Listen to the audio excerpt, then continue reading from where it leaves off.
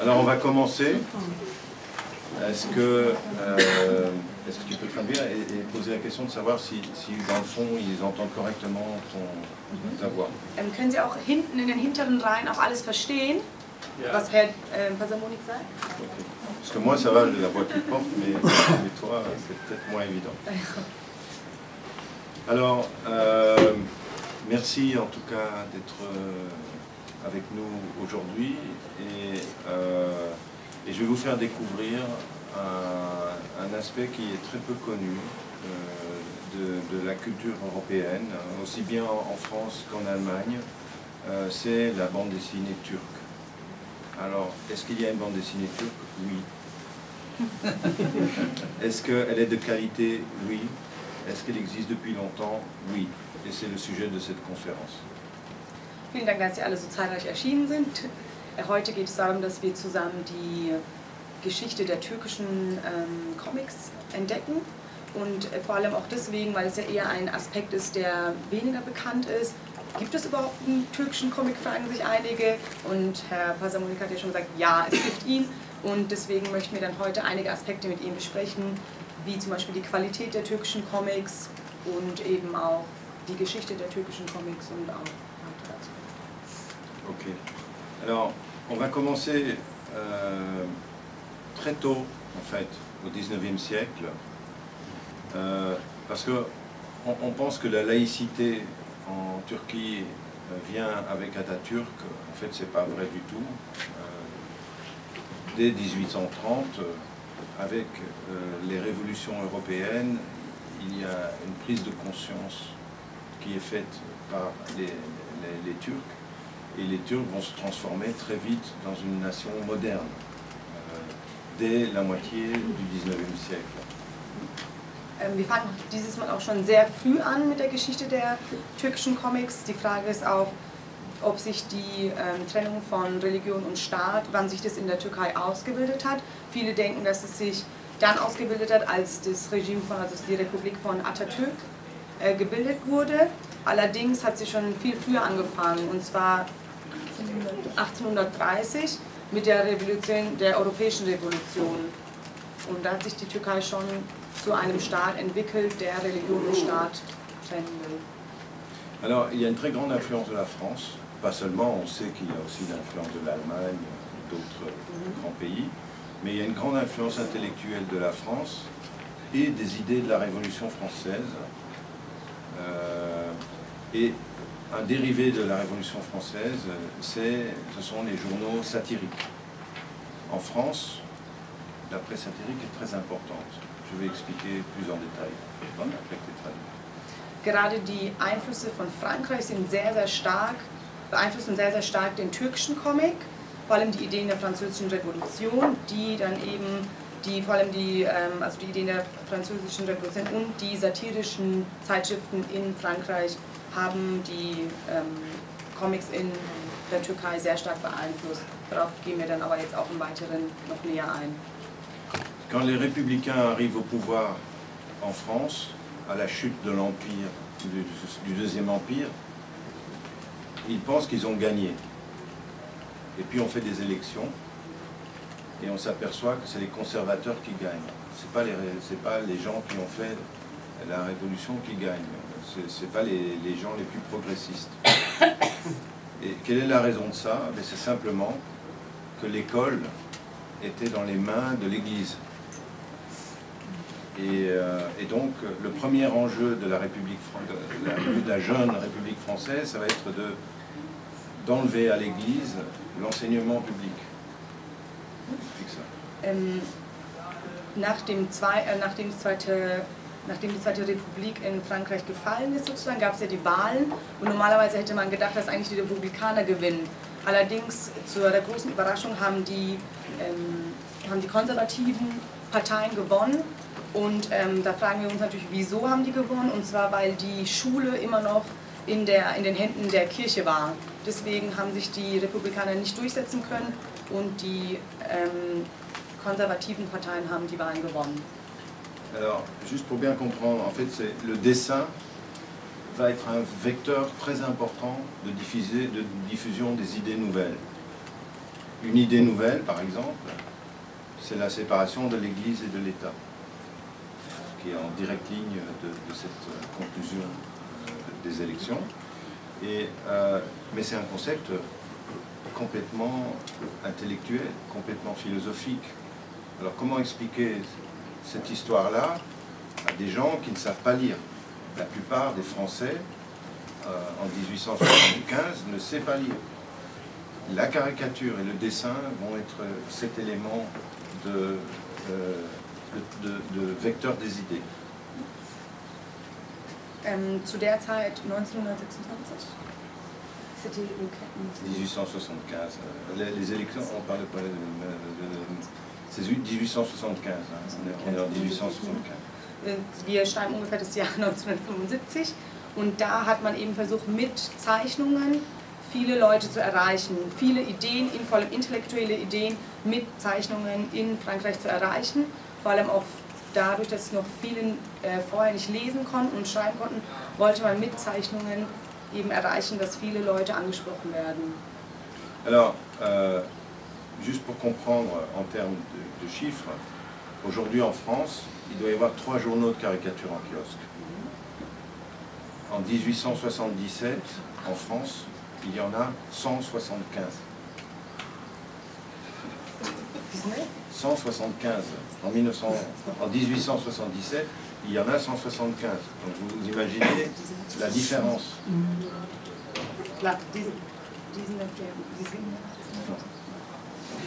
Ich bin nicht so gut in französischen Zahlen. 1877 gab es, also es gab drei satirische Zeitungen, 3 Hauptzeichnungen, Zeitungen, und 1877 gab es 175 verkaufte Exemplare. Alors, le premier grand journal de caricature publié en Turquie, c'est un journal qui s'appelle Diogène, qui est fondé en 1870. Tu regardes là, c'est là. Ah, d'accord. 1870. Et c'est fondé par 2 personnalités, une qui s'appelle Nishan Berberian et l'autre qui s'appelle Théodore Kassab. Alors Nishan Berberian, il y a un dessinateur français qui s'appelle Charles Berberian, qui a eu le Grand Prix d'Angoulême récemment. C'est directement l'héritier de Nishan Berberian. On entend par le nom, Nishan Berberian, c'est un nom qui est d'origine arménienne. Et quant à Théodore Kassab, j'en parle après que tu aies traduit. D'accord. Der allererste türkische Comic hat sich 1870, wurde er gegründet, und zwar von Nishan Berberian und Theodor Kassab, und die hieß Diogen, also Diogenes auf Deutsch. Und der Herr Pasamonik meinte auch gerade, dass Nishan Berberian ein Vorfahre von Charles Berberian ist, der auch vor kurzem bei den Prix d'Angoulême einen Preis gewonnen hat. Alors, c'est des sacrées personnalités que Nishan Berberian et Théodore Kassab. Théodore Kassab, c'est pas n'importe qui. C'est un écrivain. Aussi bien Nishan Berberian que Kassab ont vécu en France. Et donc, se sont familiarisés avec les idées de la Révolution française. Et Théodore Kassab, j'ai pas trouvé beaucoup de documents, j'en ai pas trouvé en France du tout, mais j'ai découvert qu'il était le secrétaire particulier d'Alexandre Dumas.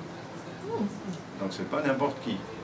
C'est lui qui va traduire Alexandre Dumas pour la première fois en Turquie.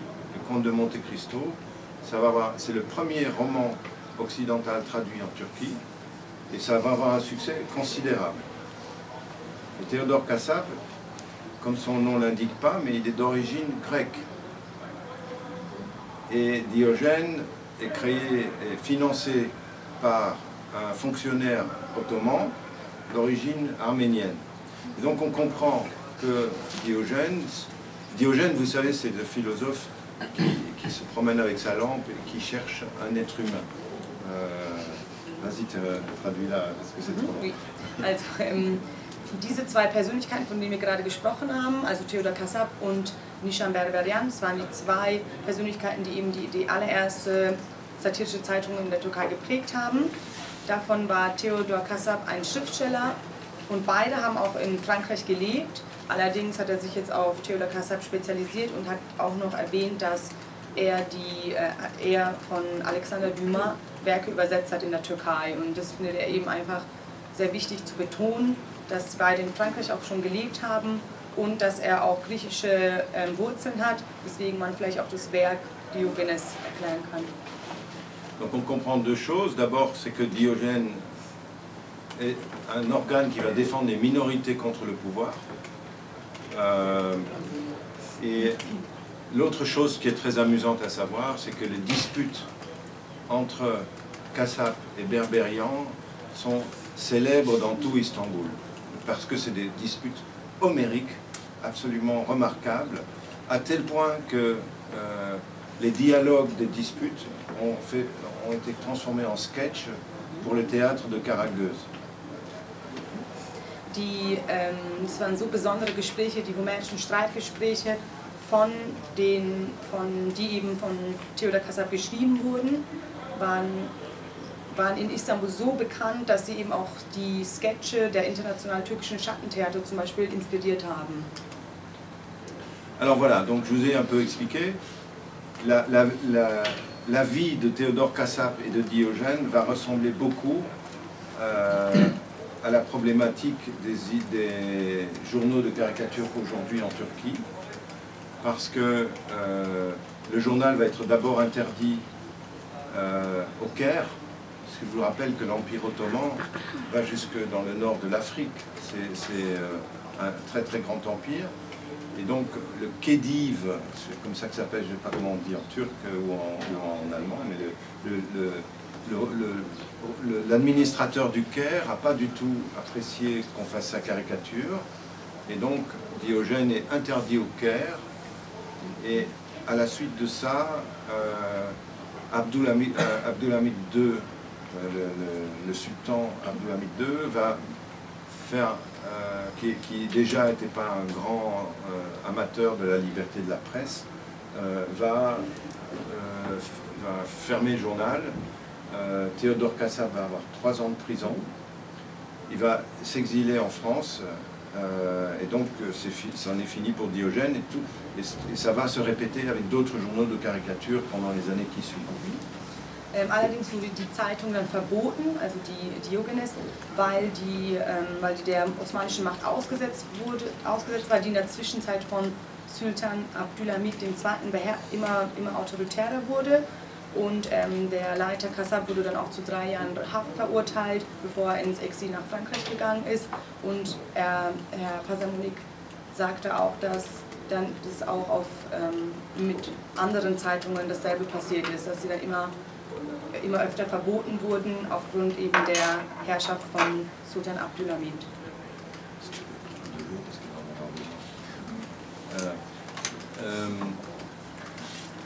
Donc il y a d'autres journaux de caricature qui sont interdits, etc., jusqu'à ce qu'arrivent les jeunes Turcs et la nouvelle République turque de Kemal Atatürk.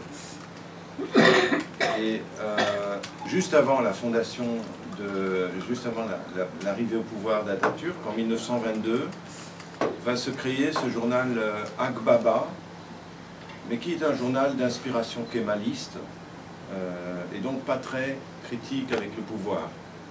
Et c'est ce qui explique que ça va être un des journaux de caricature les plus longs publiés dans le monde, puisqu'il est publié presque continuellement entre 1922 et 1977. Et à part 3 ou 4 interdictions, c'est pas très agressif. Simplement, je voudrais attirer votre attention sur la beauté graphique de ces journaux et la qualité graphique de ces dessins. Also die Zensur hat damals dann jegliche Rückkehr der satirischen Presse bis 1908 verhindert, als die jungen Türken dann aber an die Macht gekommen, bis die jungen Türken an die Macht gekommen sind und dann auch noch bis dann auch noch gefolgt von der Republik Atatürks im Jahr 1923. Und seither besteht die Tradition der Karikatur in der Presse fort, zum einen als künstlerischer Ausdruck sowie als Mittel des Protestes. Und insbesondere wollen wir jetzt auf die Zeitschrift Akbaba eingehen, die von 1922 bis 1977 veröffentlicht wurde, also wirklich sehr, sehr langlebig, trotz einiger Verbote. Und Herr Pasamonik möchte jetzt auch auf die Qualität, die Farben und die Schönheit der Zeitungen oder Zeitschriften eingehen. La couverture du bas commente la visite du Shah d'Iran en Turquie, mais on s'aperçoit avec la couverture en haut à droite, qui est un petit peu plus, disons, sexuelle, que le journal va plutôt aller vers des thèmes sociaux que des thèmes politiques. Auf dem Bild rechts, wo man die etwas vielleicht leicht bekleideten Frauen sehen kann, sieht man, dass es zu eher gesellschaftlichen Themen hingeht. Und zwar das Thema der Satire, der satirischen Zeitschriften, also weg von eher Geschichte und dem Osmanischen Reich hin zu gesellschaftspolitischen Themen. Alors, là on parle de caricature, mais souvenons-nous que je fais une conférence sur la bande dessinée. C'est pas la même chose. La caricature c'est le dessin unique, la bande dessinée c'est des séquences et des histoires, c'est un scénario illustré. La première grande revue de bande dessinée en Turquie, c'est Doran Kardeş, qui est publiée en 1945 et qui a comme caractéristique d'être la possession d'une banque. C'est la banque Yapı Kredi, qui existe toujours, qui publie ce journal pour enfants. Die erste große türkische Kreation ist die Zeitschrift Doğan Kardeş, das allerdings von einer Bank verlegt wurde, von Yapı Kredi. Das ist die Besonderheit dieser Zeitschrift. Und die ist 1945 erschienen. C'est vraiment la fondation de la bande dessinée turque, ça commence là. Mais le plus grand auteur de bande dessinée turque d'après-guerre, c'est un monsieur qui s'appelle Turan Selçuk, qui n'est pas n'importe qui, c'est le frère du fondateur de Cumhuriyet, le grand quotidien turc, et donc qui est d'obédience kémaliste. C'est surtout un très très grand graphiste. Jetzt reden wir über Turhan Selçuk, der nicht einfach eine unbedeutende Person ist, sondern er ist der Bruder des Gründers der Cumhuriyet, eine sehr, sehr wichtige Zeitung in der Türkei, eine Zeitung, die aber eher die Werte von Atatürk vertritt. Voilà un exemple du graphisme de Selçuk. C'est très intelligent, c'est très élégant. Et Selçuk va créer un personnage extrêmement important, une icône de la bande dessinée turque, qui est Abdul Jambaz. Wie Sie auf dem vorherigen Bild gesehen haben mit den zwei Frauen, sind es sehr intelligente Zeichnungen, sehr elegante Zeichnungen. Und er hat übrigens auch eine sehr, sehr wichtige Figur in der türkischen Zeitschrift entdeckt, und zwar Abdul Jambaz. Und darüber Alors, Abdul Jambaz, c'est le Turc par excellence, grand, élancé, élégant, avec les moustaches cirées, le fez rouge. Et Abdul Jambaz a un super pouvoir, c'est la gifle ottomane, le Ottoman slap. Avec une gifle, il peut détruire une armée. Et donc, voilà qui est Abdul Jambaz. Et juste pour le savoir, il a été créé en 1957, c'est-à-dire 2 ans avant Astérix. Donc les baffes, c'est pas seulement Astérix qui en est l'inventeur. Je ne sais pas comment on traduit baffe. Une baffe. Oui, also diese Figur, die er geschaffen hat, ist der Osmane schlechthin sozusagen, von großer Statur, der typische Schnurrbart und auch die Fes, hat er gesagt, diese rote Kopfbedeckung für Männer. Und seine ganz besondere Fähigkeit ist die Buff, also die osmanische Ohrfeige, mit der er ganze Armeen zerstören kann. Und oui. Ja. Et voilà, ici on a un exemple des pages de bande dessinée de Turan Selçuk qui promène son personnage aussi bien dans la science-fiction avec des extraterrestres que dans le passé avec les grands sultans. C'est complètement fantaisiste, mais c'est une figure qui a bercé toute l'enfance des Turcs dans les années 60-70. Il y a des dizaines de publications qui ont été faites avec Abdul Jambaz et j'espère un jour faire une exposition Abdul Jambaz ici. Also Abdul Jambaz war einfach eine abenteuerreiche Figur. Er ist in die Vergangenheit gereist, sowie in die Zukunft und wurde auch sehr viel gelesen zwischen den 50er und 60er Jahren und Oui, j'espère un jour faire une exposition de Turan Selçuk ici. Genau. Und Herr Pasamonik wünscht sich, dass er eines Tages vielleicht auch mal eine Ausstellung über Abdul Jambaz machen könnte hier in Erlangen. Alors, il y a un autre courant important de la bande dessinée turque, c'est le courant réaliste, avec des héros turcs. Et je voudrais en signaler deux. Le premier, c'est Karaoğlan, par un monsieur qui s'appelle Suat Yalaz, qui vit toujours, qui a eu énormément de succès, parce que Karaoğlan a été notamment traduit en France. Et ça marchait tellement bien en France que les Français l'ont fait venir en France. Il a vécu pendant 7 ans à Paris et encore aujourd'hui, Suat Yalaz vit entre Versailles en France et Istanbul. Auch Karaoğlan ist eine sehr, sehr wichtige Figur, die in der türkischen Satire geschaffen wurde, die auch übrigens in Frankreich sehr, sehr hohen Bekanntheitsgrad erlangt hat. Und zwar als Kebir in Frankreich. Voilà. Et en fait, les histoires se passent dans tout l'Empire ottoman, dans la période la plus extensive. Et donc, il vit des aventures aussi bien en Asie centrale qu'en Afrique du Nord, où Kebir a énormément de succès. La version française de Karaoğlan a énormément de succès. Une grosse partie des consommateurs de Kebir est en Afrique du Nord, c'est ce qui va faire que cette série va durer presque 20 ans. Und dieser Held kämpft sich eben im gesamten osmanischen Einflussbereich durch, von Zentralasien nach Maghreb, also nach Nordafrika, wo eben diese französische Fassung einen großen Erfolg erlangt. Alors, il y a presque son frère jumeau, qui s'appelle, donc ça c'est Karaoğlan. Il y a presque son frère jumeau qui s'appelle Tarkan et qui lui va avoir un succès comparable mais en Allemagne. Tarkan n'a pas été traduit en France mais en Allemagne il a été traduit, il y a plus d'une centaine de références, de numéros qui ont été édités en Allemagne. Der Zwillingsbruder von Karaoğlan, könnte man sagen, ist Tarkan, der allerdings nicht so bekannt ist in Frankreich, aber in Deutschland.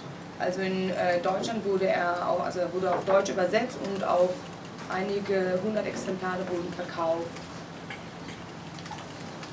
Alors, l'autre grand moment de la bande dessinée turque, c'est la naissance de Gırgır. Gırgır est créé dans les années 70 par Oguz Aral sur deux conceptions. La première, c'est que c'est un journal qui est un petit peu plus politique que Akbaba, par exemple. La deuxième, c'est que Oguz Aral, je pense, est un sincère admirateur de la revue Mad Magazine aux États-Unis. Alors, traduit, je vais développer plus tard. Also die Gırgır ist ein sehr, sehr wichtiger Comic in der Türkei und es bedeutet Spaß und der hat zwei wichtige Aspekte, und zwar auf der einen Seite ist er weniger politisch als Akbaba, den wir gerade eben schon gesehen haben, und auf der anderen Seite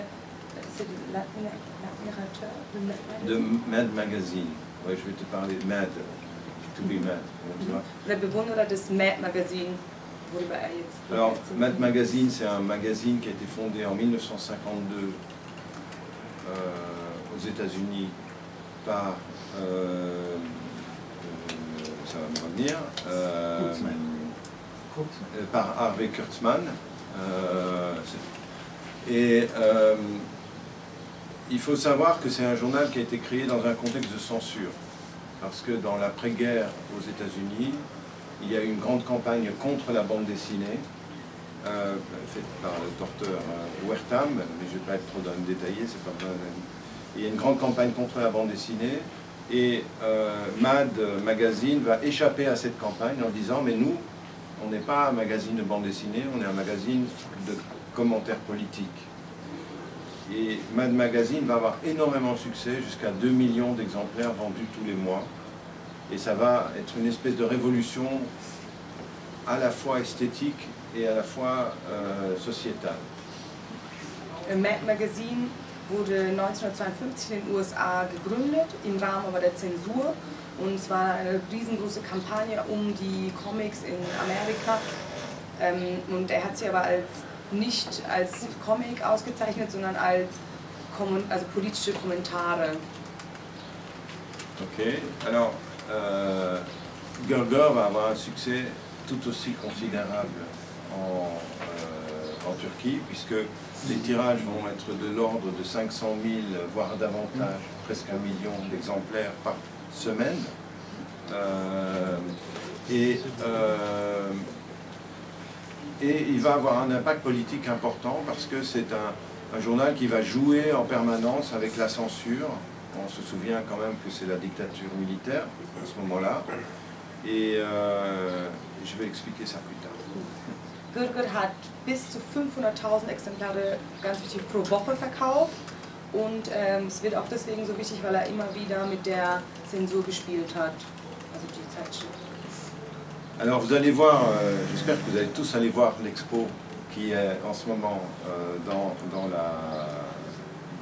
le salon, où il y a des planches de Galip Tekin, dont on va reparler plus tard, mais c'est pour expliquer l'importance du travail des artistes.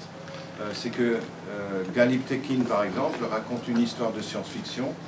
C'est une guerre qui se passe avec les Martiens sur Mars, sauf que tous les Turcs comprennent très bien que la véritable histoire dont on parle, ce n'est pas les Martiens, c'est les Kurdes. Et donc ce jeu de double lecture, ces commentaires comme ça, un petit peu symboliques, vont être certainement à l'origine du succès de Gırgır.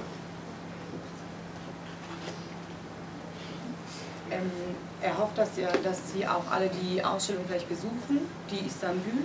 Und da ist eben, also da sieht man dann die Arbeiten von den verschiedenen Künstlern. Und Galip Tekin zum Beispiel hat gezeichnet über die Kriege mit den Marsianern. Aber es ist natürlich doppeldeutig, muss man das sehen, weil nicht die Marsianer gemeint sind, sondern die Kurden. Und auch so viele politische Doppeldeutigkeiten findet man eben auch in Gırgır, was zu dem großen Erfolg geführt hat. Alors, j'attire votre attention sur le dessin, qui est vraiment typiquement turc. C'est-à-dire c'est une espèce de synthèse entre le dessin américain et d'un dessinateur comme Jack Davis, par exemple, et un certain dessin méditerranéen, comme on peut le voir chez Mortadel y Filemón, en Espagne. Ah, tu t'en sortiras là. Non, mais donc ce dessin un peu rond, avec les nez, la façon de dessiner les mains, c'est une espèce de synthèse entre le dessin espagnol et le dessin américain, mais qui en même temps est très typiquement turc, parce qu'on va le retrouver dans les descendants de Gırgır, dans tous ceux qui vont être des successeurs de Gırgır. wenn man dieses Bild von Gürgür betrachtet, das rechte, sieht man, dass eher die Nase etwas stumpf dargestellt wird, die Hände relativ rund und relativ weiche Züge. Und das sind eigentlich typisch für spanische Künstler oder europäische Künstler, aber trotzdem auch für typisch türkisch, meint er, die wir dann in weiteren Werken von Gürgür sehen werden. C'est-à-dire que le dessin turc, on l'a bien vu tout à l'heure, il vient de Akbaba. Et tout ça va créer une famille de dessinateurs qui sont, on voit bien que c'est des cousins. Also wir werden dann von Akbaba bis zu Gürgür, die ganzen Zeitschriften, die dazwischen kommen, dass die alle miteinander verwandt sind, das was wie eine Familie von Zeichnern darstellt. Un exemple d'auteur qui vient directement de Gürgür, c'est Bülent Arabacıoğlu, qui crée le personnage de Ridvan, et on voit bien que c'est la même famille de dessin. Also einer, der direkt bei Gürgür gearbeitet hat, ist Bülent Arabacıoğlu, und er hat eben diese Figur Ridvan erschaffen. Et donc le dessin est vraiment très très ressemblant de cette tradition. L'autre dessinateur qui est une des grandes figures de Gürgür, c'est Galip Tekin. Et Galip Tekin reprend cette tradition de graphisme turc et va y mélanger un petit peu de graphisme européen, c'est-à-dire que dans le dessin de Galip Tekin, on retrouve aussi bien Franquin que Moebius. Vas-y. Galip Tekin ist auch eben einer der wichtigsten Gürgür-Zeichner, und er hat auf der einen Seite verfolgt er immer noch die türkische Tradition zu malen, aber auch die europäische, zum Beispiel von Franquin oder Moebius. Moi je trouve que c'est un des meilleurs dessinateurs de Gürgür. Ici on a un exemple de cette qualité de dessin, et allez voir dans l'expo, il y a des originaux aussi bien d'ailleurs de Arabacıoğlu que de Galip Tekin, c'est tout à fait magnifique. Also er findet, dass Galip Tekin der beste Zeichner von Gürgür ist, genauso wie Arabacıoğlu, und er empfiehlt allen von ihnen, die Ausstellung wirklich zu besichtigen. Ici on a un autre exemple, c'est un dessin tout à fait remarquable. Dies ist zum Beispiel eines der beachtenswerten Zeichnungen von Galip Tekin. Okay. Dans la même famille, on a Suad Gönülay, qui lui est plus influencé par Bilal et par Moebius encore. Mais ce sont des grands graphistes, hein. Quand on voit ces dessins-là, ils sont absolument exceptionnels. Also auch hier sieht man Suad Gönülay, und für ihn sind es auch alles einfach außerordentliche Zeichnungen und ganz große Leute. Alors, ce qui est important de comprendre, c'est qu'à partir de Gürgür, il va se passer un peu le même phénomène qu'on a en France avec Pilote. Pilote qui est un journal pionnier, qui est le premier à révolutionner la bande dessinée française. Hein. Pilote, c'est Astérix, mais c'est aussi Bilal, c'est aussi Blueberry, c'est toute une grande école de dessin. Mais dans la génération suivante, il va y avoir des factions qui vont faire comment dirais-je, qui vont faire sécession et qui vont créer leur propre journal. En France, on a Fluide Glacial, on a Métal Hurlant, on a l'Écho des Savanes. Tous ces journaux vont être créés par des auteurs. Et c'est là qu'il y a un parallèle avec la bande dessinée turque. C'est que à partir d'un certain moment, les dissidents de Gürgür vont créer leurs propres journaux.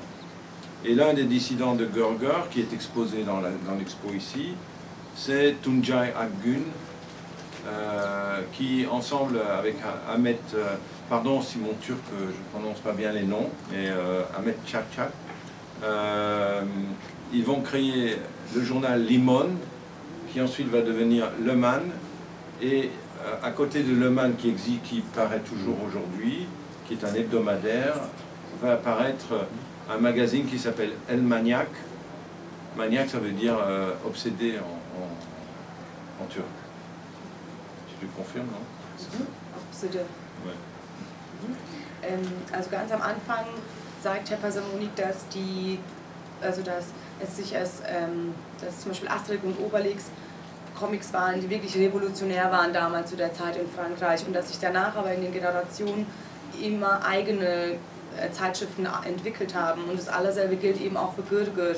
Da haben sich auch von Gürgür haben sich dann zum Beispiel Tuncay Akgün haben sich dann eigene Zeitschriften entwickelt, wie zum Beispiel Limon oder Le Monde.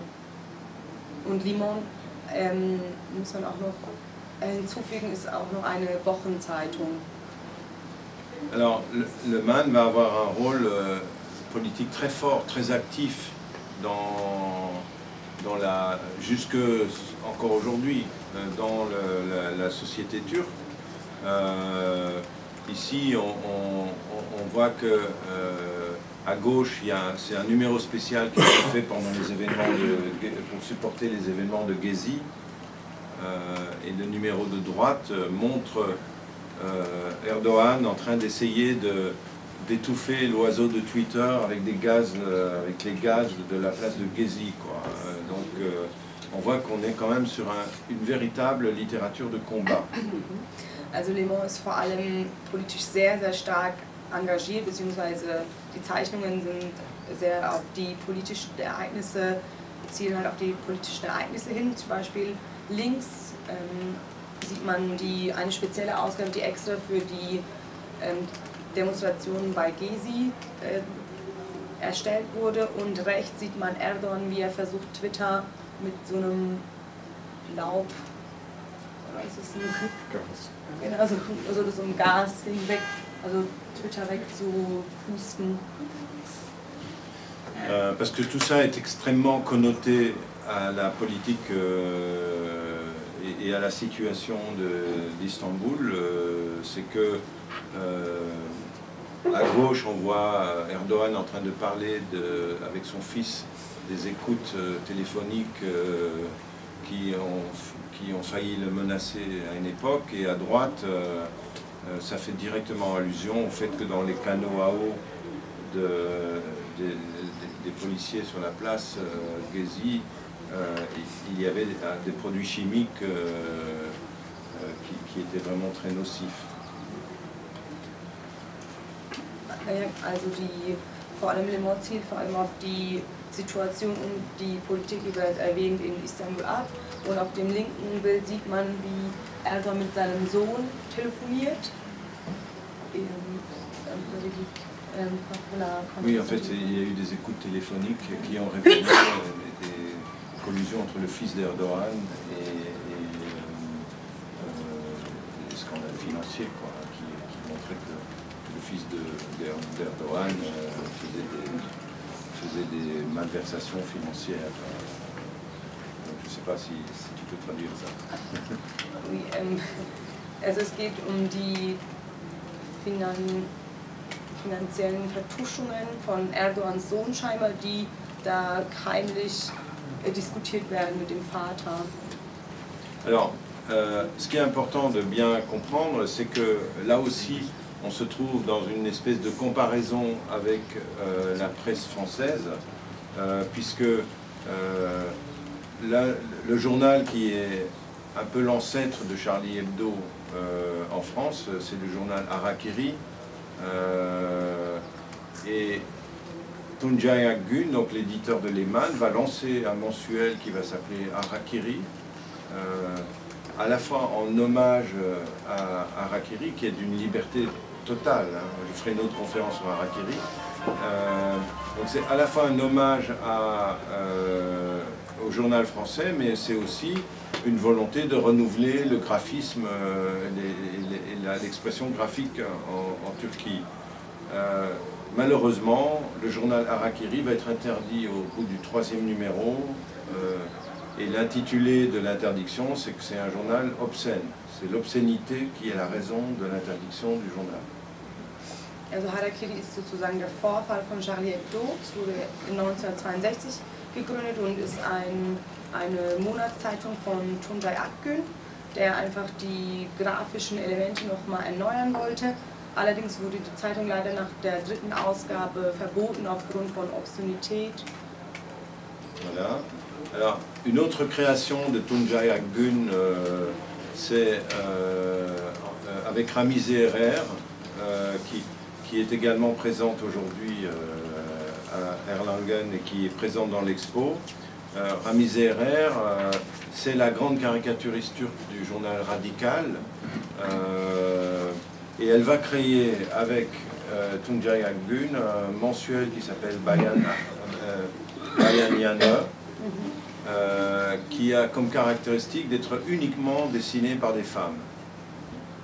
Also Ramizé Herrera, die übrigens auch jetzt also auf dem Comic-Salon anwesend ist, hat eine ganz besondere Zeitschrift herausgegeben, die nur für Frauen ist und mit dem Namen Bayan Yana. Bayan Yana. Pardon pour la prononciation. Et donc il a comme caractéristique d'être fait uniquement par des femmes. C'est le seul journal au monde de bande dessinée qui est uniquement dessiné par des femmes.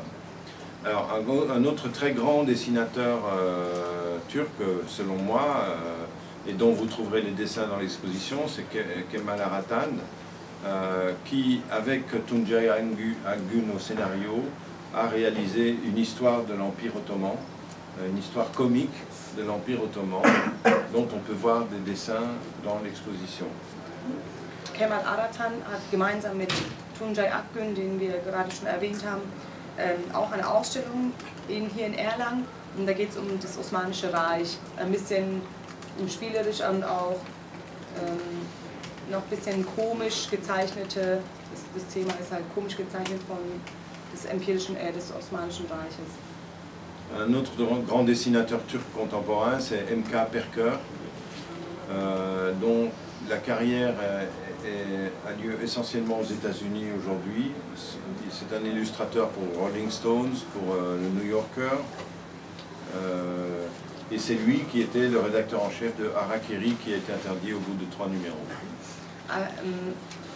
Harakiri, das ja verboten wurde nach der 3. Ausgabe, und dann ist M.K. Perker in die USA ausgewandert und hat dann eben für New Yorker oder Rolling Stones weitergezeichnet. Alors voilà un autre exemple d'une page de M.K. Perker qui, pour mon avis, est un des meilleurs dessinateurs turcs du moment. Und ist auch ein weiteres Beispiel von M.K. Perker, der für ihn auch einer der besten Zeichner im Moment ist, den die Türkei bieten kann. C'est aussi un caricaturiste très pertinent, comme le montre ce dessin, où on voit les Occidentaux essayer de sauver les victimes de l'intégrisme religieux turc ou de la région. Donc c'est juste un exemple de M.K. Perker. Oui, d'accord. Das ist auch ein weiteres Beispiel von M.K. Perker, dessen Zeichnungen relativ durchdringend sind. Alors, à partir de... On se souvient, on a Gürger, on a Lehmann. Il va y avoir une nouvelle scission entre Lehmann et Bahadir Barghouter, qui va créer un journal qui s'appelle Penguin.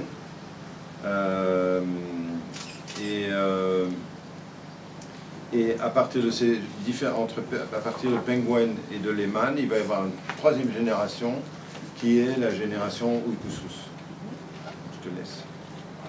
Also nach 2 sehr wichtigen Journalen, Lehmann, wie bereits erwähnt, und Penguin, das sich danach entwickelt hat, wollen wir jetzt auf eine 3. sehr wichtige Zeitschrift eingehen, und zwar Uykusuz.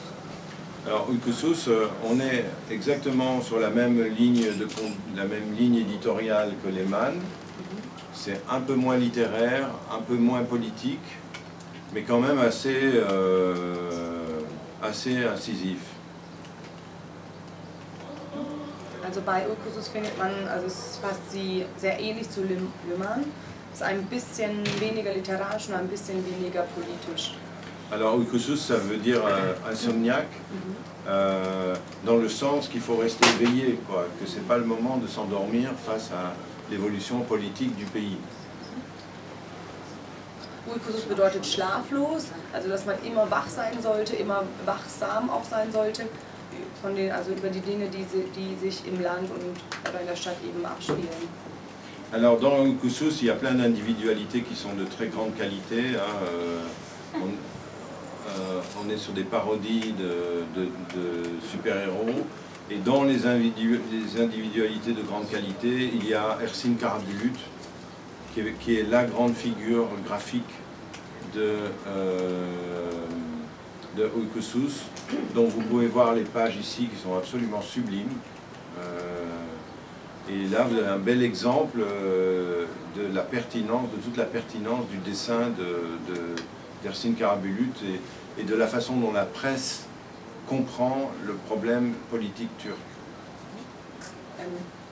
Hier auf dieser Folie sieht man eben, dass die Superhelden sozusagen parodiert werden zum Beispiel, also sehr individuell gestaltet und auch einer der wichtigsten, wenn nicht der wichtigste Zeichner von Uykusuz ist eben Ersin Karabulut, den man auch hier in Erlangen auf der Ausstellung sehen kann.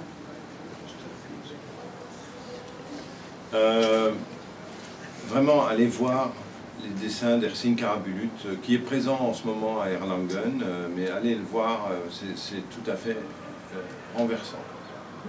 Also legt es Ihnen wirklich ans Herz, die Ausstellung von Ersin Karabulut anzuschauen, der eben auch, wie bereits erwähnt, auch hier in Erlangen ist. D'autres exemples de dessins de Karabulut. Und jetzt weitere Beispiele, die zeigt von Ersin Karabulut. Alors il y a une autre personnalité que j'aime beaucoup moi dans Uykusuz, c'est Memo Tembelchizer. Tembelchizer, ça veut dire, je crois, le dessinateur fainéant, paresseux. Je peux vous dire qu'il n'est pas paresseux du tout. Also ein weiterer sehr wichtiger Zeichner ist Memo Tembelchizer und eigentlich heißt Tembelchizer fauler Zeichner, was er aber nicht bestätigen kann. Alors, la preuve qu'il n'est pas paresseux, quand on voit la densité de ses dessins, il est très abondant, très drôle, c'est une véritable comédie humaine avec énormément de textes. C'est un vrai plaisir de lecture. Also es macht ihm sehr, sehr viel Spaß, es zu lesen, aufgrund der so unglaublich hohen Dichte an Text, an Zeichnungen und vor allem auch an komischen Elementen. Alors la caractéristique particulière de la bande dessinée turque, c'est que tous ces journaux appartiennent aux auteurs. Ils sont tous associés dans la publication.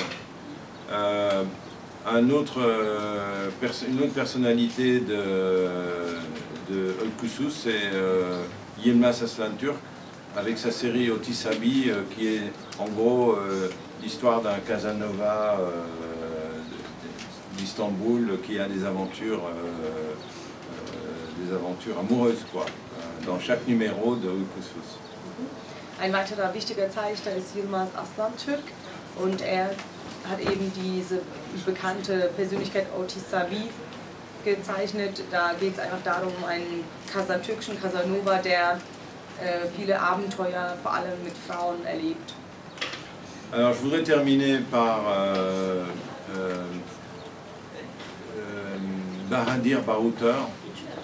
Bahadir Bahouter va créer une revue qui s'appelle Lombak, et puis ensuite le magazine Penguin.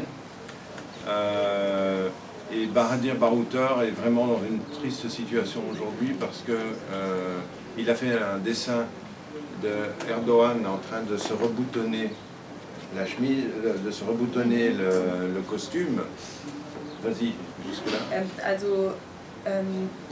Auf den er noch eingehen will, ein wichtiger Zeichner ist auch Bahadir Bahouter und er hat auch eben die Zeitschriften Penguin zum Beispiel mitgestaltet oder auch Lombak. Und was auch sehr wichtig ist, beziehungsweise sehr traurig ist über diesen Zeichner, ist, dass er etwas gezeichnet hat mit einem Hemd.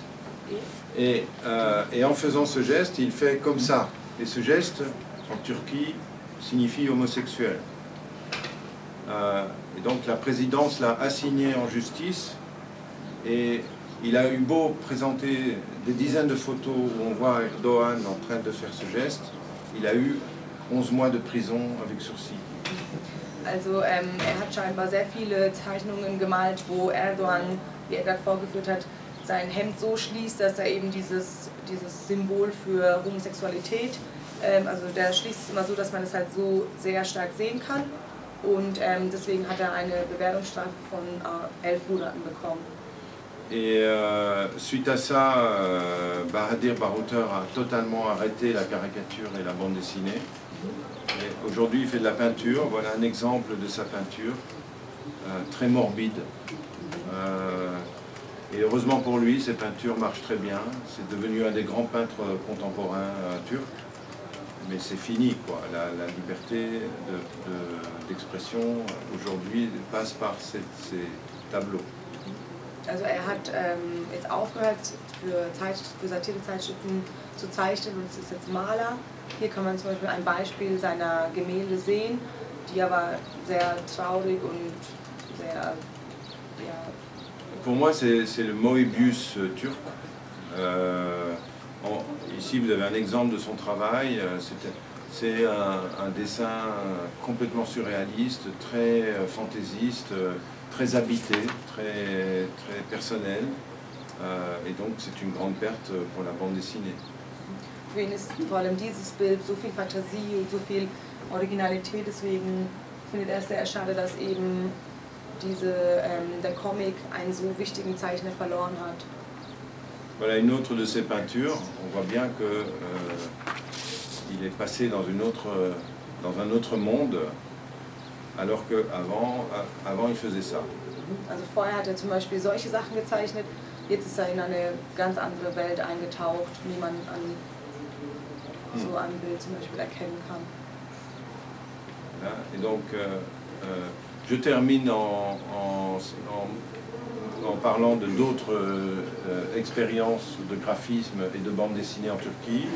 C'est Cem Mozuduru avec le studio Totem qui a créé la bande dessinée Zombistan, qui est une espèce de Walking Dead turc. Ja, also wir beenden jetzt auch langsam die Sendung